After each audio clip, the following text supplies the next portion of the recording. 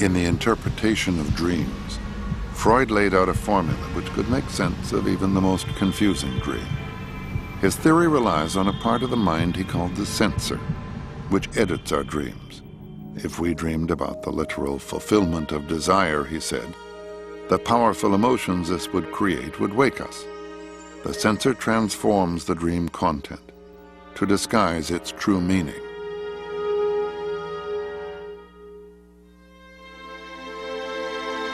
Freud called this transformation of desire dream work.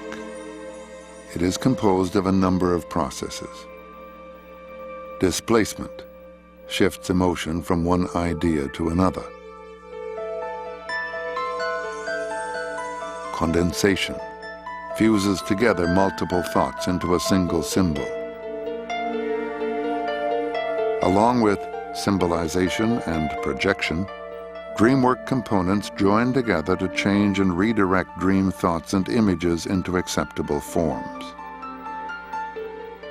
After the censor has completed its dream work, the ego reorganizes the otherwise bizarre components of the dream so that it has an apparent meaning called the manifest dream. The process of dream interpretation involves decoding the manifest dream content to discover the real hidden meaning of the dream called the latent dream. Freud insisted that dream life is as important as real life. Stripped to bare essentials, a dream unanalyzed was to Freud an unopened letter. In every dream, there is always another story.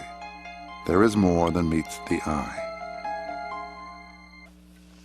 Many of the dreams and the interpretation of dreams that he discusses, and many of the themes that he discusses, are dreams and themes about how do you live with loss? How do you make sense of the past when elements of the past are going to disappear from your life, and how do you retain them in some form that's meaningful? I had this dream not long ago that reveals to me the death of my mother. I was just dreaming that I was in the church with my mother, and we were singing and glorifying the Lord. And suddenly, there was a man covered with blood. He burst into the church, and everybody was running. I was running.